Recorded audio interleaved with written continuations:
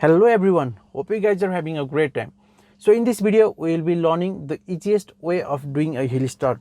So I am talking about doing a hill start with the help of handbrake.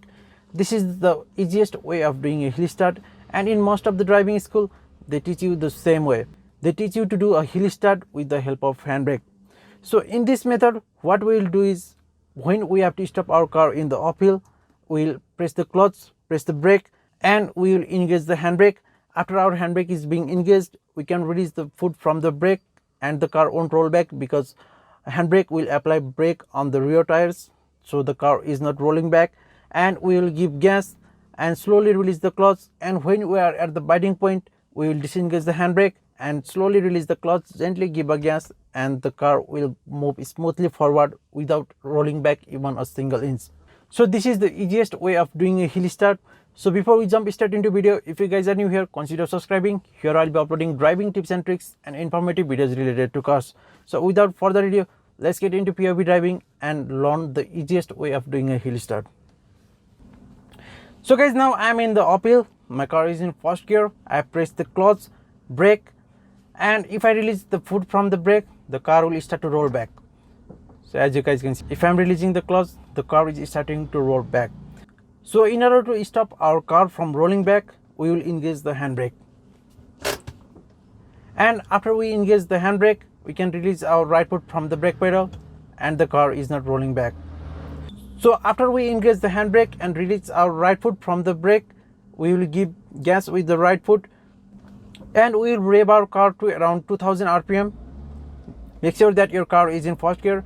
Rev your car to around 2000 rpm and then slowly release the clutch. And when you are at the biting point, you can feel that your car is struggling to move forward and back of the car will dip slightly down.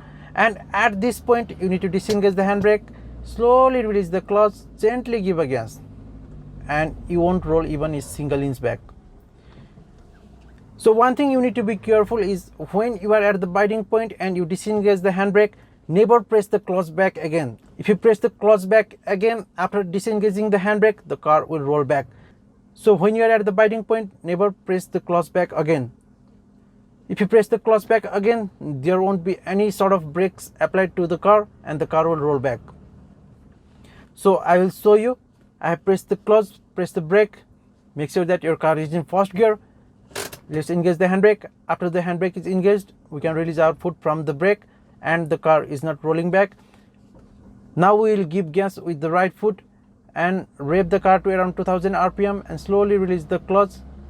And when you are at the biting point, you can feel that your car is struggling to pull forward. On that case, you disengage the handbrake and then slowly release the clutch, gently give a gas. You won't roll even a single inch back. So guys, this is how you do a hill start. So guys, this is how you do a hill start with the help of handbrake. If you guys are absolute beginner, I recommend you guys to do a hill start with the help of handbrake.